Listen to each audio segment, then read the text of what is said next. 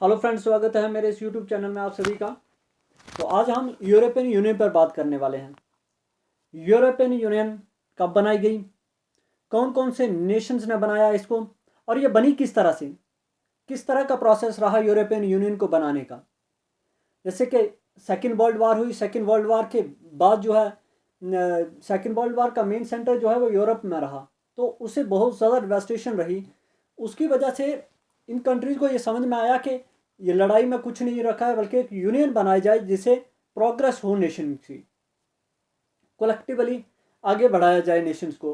तो इसी पर बात करेंगे हम। उससे पहले मेरा सभी से निवेदन रहेगा कि मेरे इस यूट्यूब चैनल को सब्सक्राइब कीजिए, शेयर कीजिए ज़्यादा से ज़्यादा, लाइक कीजिए और अपने कमेंट जो है वो कमेंट सेक्शन में हमें ज़रूर बताइए।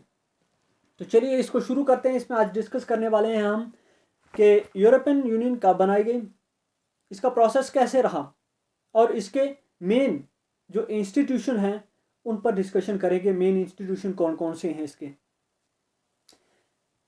और इसकी पार्लियामेंट पर भी डिस्कशन करेंगे, इसके कोर्ट पर भी डिस्कशन करेंगे, और जो यूरो सिस्टम चला है, जो मॉनेटरी पॉलिसी है, उस पर भी डिस्कशन करेंगे। तो पहले हम फॉर्मेशन से शुरू करते हैं इसकी, ये कैसे बनी यूरोपियन यूनियन। पहले हम मेजर ट्रिटीज जो हुई हैं इस प्रोसेस में, इसकी फॉर्मेशन के प्रोसेस में उन पर डिस्कस करेंगे। पहली है ट्रिटी ऑफ पेरिस, दूसरी ट्रिटी ऑफ रोम, तीसरी मर्जर ट्रिटी है, चौथी है द सिंगल यूरोपियन एक्ट, पांचवी द ट्रिटी ऑफ maastricht जिसकी वजह से यूरोपियन यूनियन बुनियाद में आई, treaty of Amsterdam, treaty of Nice और ट्रिटी ऑफ लिस्बन। ये लास्ट ट्रिटी है इस ऑर्गेनाइजेशन की फॉर्मेशन और उसके बाद। तो ये सारी ट्रिटीज़ हैं। प्रेजेंट की बात करें तो 27 मेंबर्स हैं, टोटल 28 थे, लेकिन ब्रिटेन की एग्जिट के बाद अब 27 मेंबर्स रह गए हैं इस यूनियन के। इसी पर हम चर्चा करेंगे, इसकी डिटेल डिस्कशन होगी। इसका जो प्रेजेंट में इसका हम हेडक्वार्टर की बात करें तो ब्रुसेल्स में है, बेल्जियम में। तो पहले ट्रिटी की बात करते हैं। तो ट्रिटी ऑफ पेरिस जो है इस पर बात करेंगे। फॉर्मली तौर पर इस ट्रिटी को treaty establishing the European coal and steel community, और ये ट्रिटी जो है वो साइन की गई 18 अप्रैल 1951 को पेरिस में। सिग्नेटरीज थे फ्रांस, वेस्ट जर्मनी, इटली और 3 Benelux countries, Belgium, Netherlands and Luxembourg. इस ट्रिटी को कब इम्प्लीमेंट किया गया? 23 जुलाई 1952 को इम्प्लीमेंट किया गया इस ट्रिटी को। इसी ट्रिटी के तहत जो है वो कोर्ट ऑफ जस्टिस भी बनाया गया था। और ये ट्रिटी जो है वो एक्सपायर कब हुई? 23 जुलाई 2002 अंडर आम्स्टर्डम जो ट्रिटी थी उसके तहत इसको ख़त्म किया गया, पूरे 50 साल बाद। ये एक बुनियादी ट्रिटी जहाँ से शुरू हुआ इसका प्रोसेस। पहली जो कम्युनिटी बनी, एक यूरोपियन यूनियन बनाने की जो कोशिश थी, इनिशिएटिव था, वो शुरू हुआ यहाँ से। दूसरी ट्रिटी है ट्रिटी ऑफ रोम।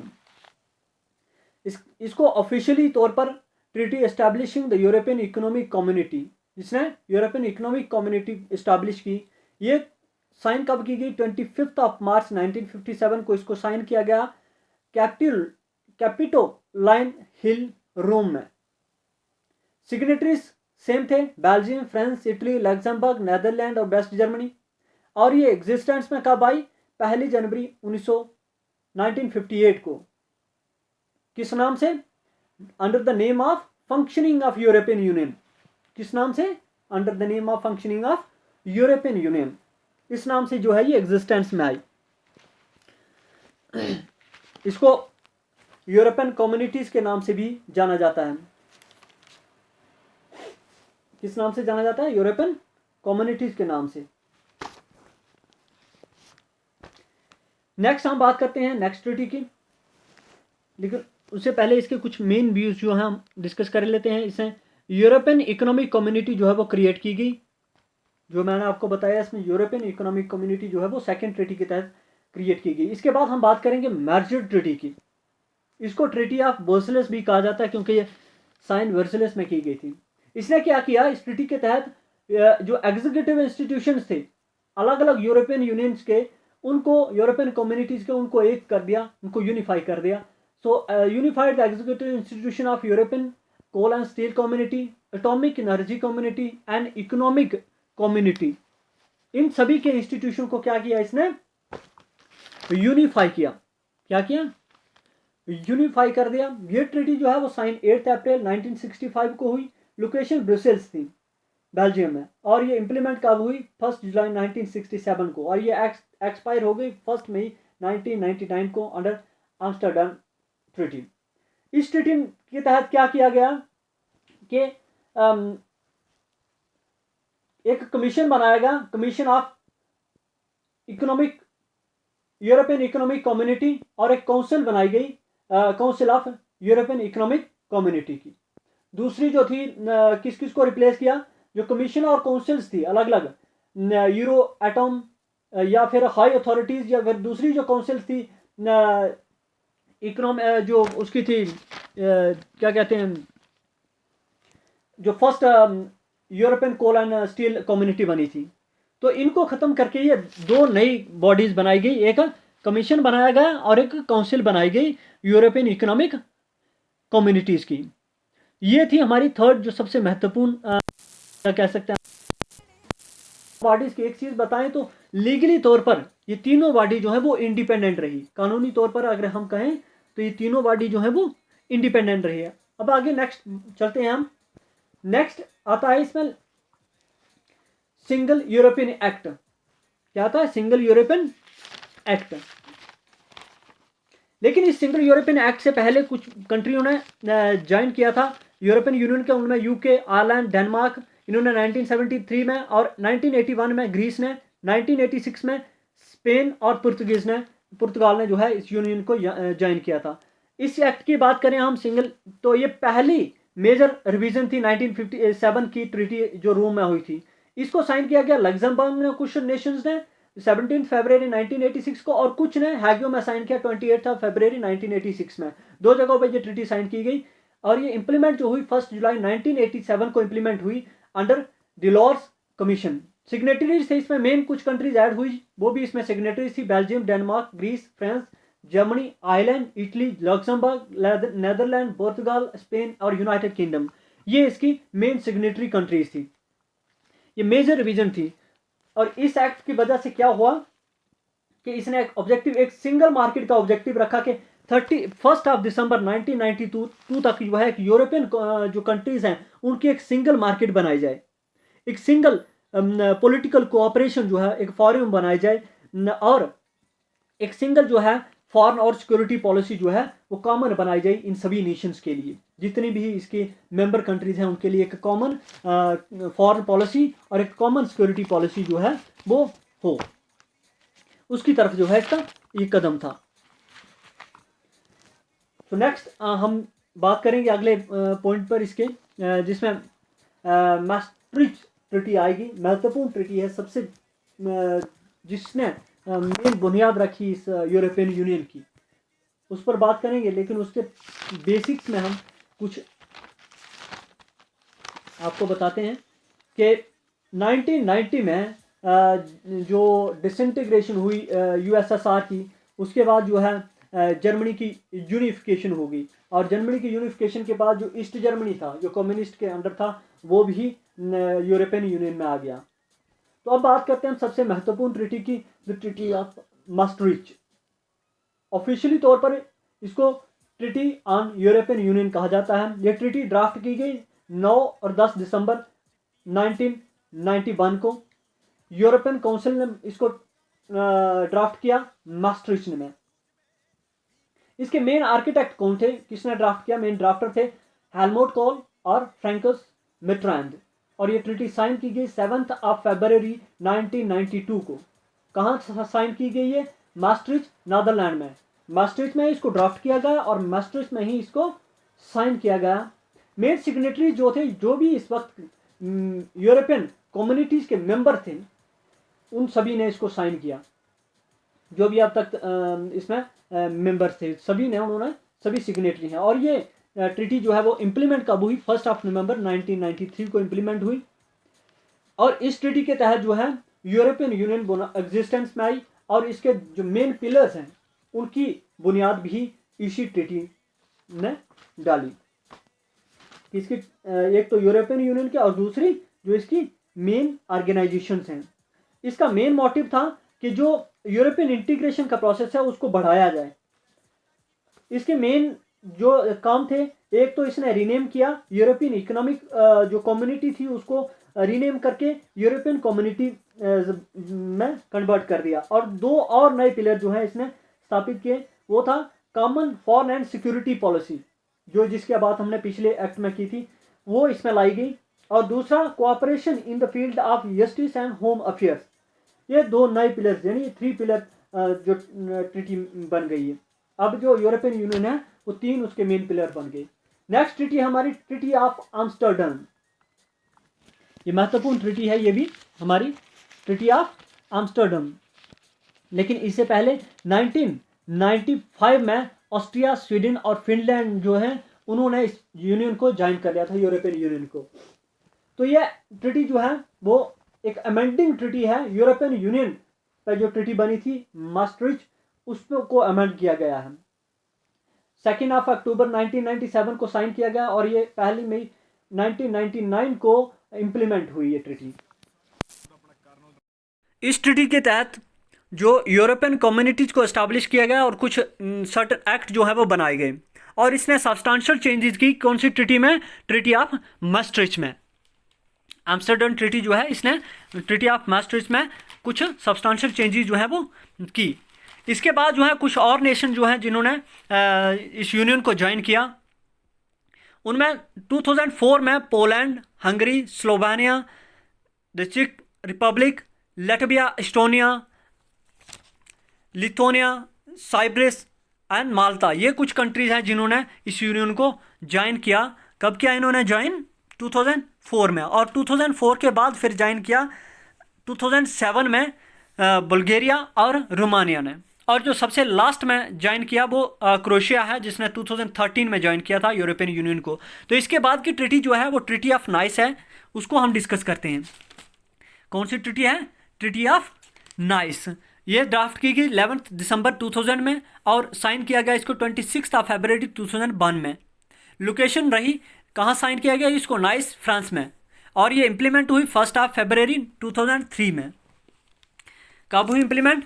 इसने कुछ अमेंडमेंट्स की। जो यूरोपियन यूनियन थी उस पर जो ट्रीटी बनी हुई थी, या जो उससे पहले यूरोपियन कम्युनिटीज़ को इस्टेब्लिश करने वाली जो ट्रीटीज़ थी उनको इसने कुछ अमेंड किया, कुछ चेंजेस की उनमें।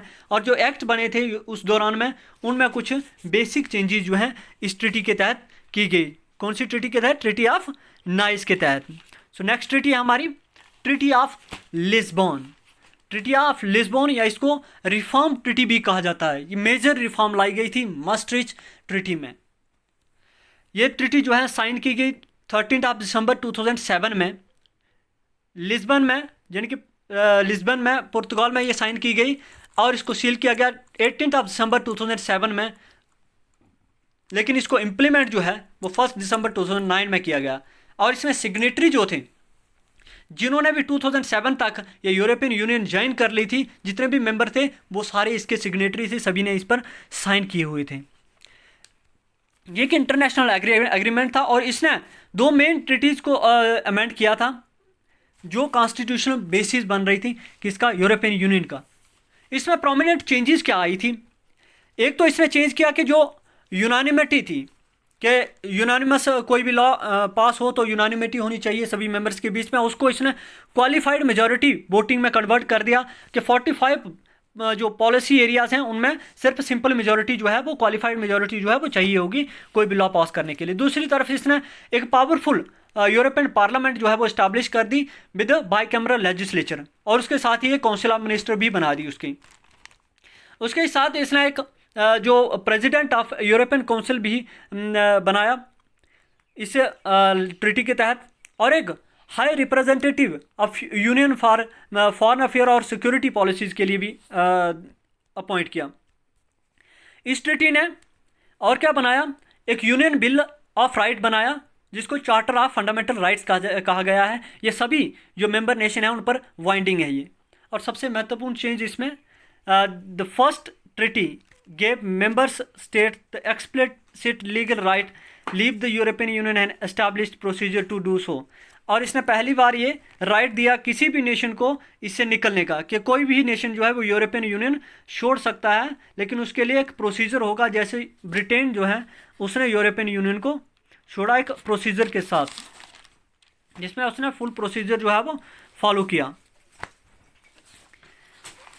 और ब्रिटेन जो है वो 31 फरवरी 2020 से अब यूरोपियन यूनियन का मेंबर नहीं रहा है। इसकी बात करें तो इसने इसी के तहत एक सिंगल मार्केट जो है, इंटरनल सिंगल मार्केट जो है वो एक स्टैंडर्डाइज जो सिस्टम ऑफ लॉ है उसके तहत बनाने की बात की, कि एक सिंगल मार्केट जो है वो पूरे यूरोपियन यूनियन के लिए बनाई जाए, ताकि ट्रेवलिंग में लोगों को परेशानी ना हो एक दूसरे कंट्री से। दूसरा, इसने सर्च इंजन एरिया जो है वो कुछ बनाया, इस एरिया में पासपोर्ट कंट्रोल नहीं होगा, पासपोर्ट की ज़रूरत नहीं होगी इस एरिया में जाने के लिए यूरोपियन यूनियन के मेंबर स्टेट से लोगों को। कोई भी मेंबर स्टेट का आदमी जो है इसमें ट्रेड कर सकता है इस सर्च इंजन एरिया में। सो ये था हमारा ट्रीटीज। अब इसकी बात करेंगे हम, ये इस्टाब्लिश कब हुई? 7 फरवरी 1992 को इस्टाब्लिश हुई, लेकिन ये ऑफिशियली तौर पर इफेक्टिव कब आई, इफेक्ट में कब आई? ये 1 नवंबर 1993 को। इसका हेडक्वार्टर मैंने आपको पहले बता दिया ब्रिसेल्स बेल्जियम में है। और ये ट्रीटी जो है ऐसी इस तरह के यूनियन जो है वो किसने प्रपोज की थी? फॉरेन मिनिस्टर थे फ्रेंच गवर्नमेंट के, रॉबर्ट सुचुमैन। उन्होंने ये 9 मई 1950 को ये इस तरह की यूनियन जो है वो प्रपोज की थी, कि इस तरह की यूनियन जो है यूरोप में बनाई जाए। और 9 मई 1950 से इस 9 मई को एज ए यूरोप डे के तौर पर मनाया जाता है।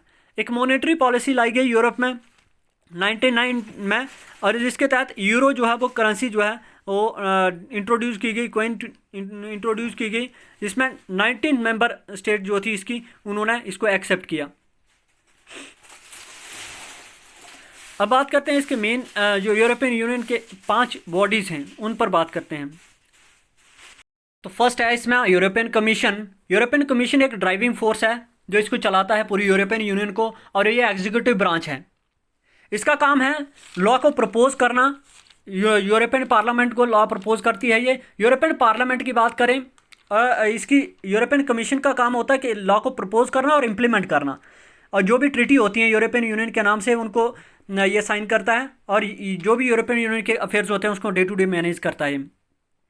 पार्लियामेंट है जो लोगों के द्वारा, यूरोपियन मेंबर स्टेट्स के लोगों के द्वारा इलेक्ट की जाती है, जिसमें 705 मेंबर हैं, और जिसका हेडक्वार्टर, यूरोपियन पार्लियामेंट का हेडक्वार्टर जो है ब्रुसेल्स में है। ये 10 सितंबर 1952 को इस्टाब्लिश की गई थी, और ये लार्जेस्ट ट्रांसनेशनल डेमोक्रेटिक इलेक्टोरेट है वर्ल्ड में। Council of the European union, जिसमें किसको रिप्रेजेंट करते हैं? गवर्नमेंट जो होती हैं मेंबर स्टेट्स की, उनके हेड होते हैं, स्टेट्स के हेड, और उन स्टेट्स के हेड के साथ एक प्रेसिडेंट होता है इसका वो। और नेक्स्ट है कोर्ट ऑफ जस्टिस, जो लॉ बनाए जाते हैं उनकी कंप्लायंस जो है उसको इंश्योर करता है। और लास्ट जो 5th है वो है कोर्ट ऑफ ऑडिटर्स, जो controlling sound and lawful management करता है यूरोपियन यूनियन के बजट की।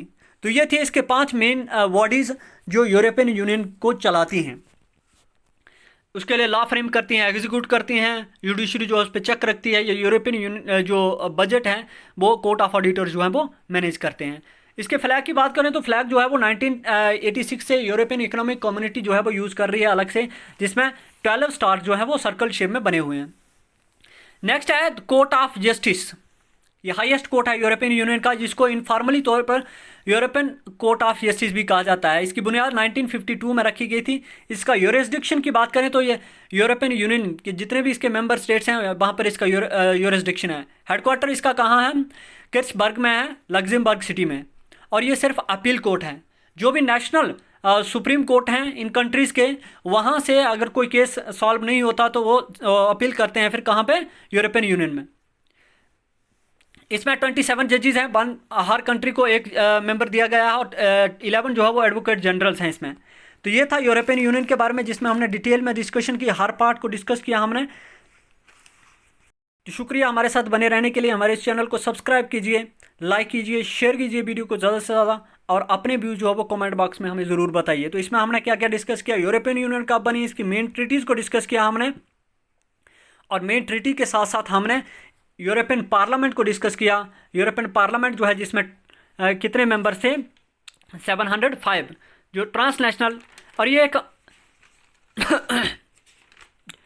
इकोनॉमिक और पॉलिटिकल एंटिटी है, जियो पॉलिटिकल एंटिटी है, ये सुपर नेशनल और इंटर गवर्नमेंटल ऑर्गेनाइजेशन है ये यूरोपियन यूनियन जो है।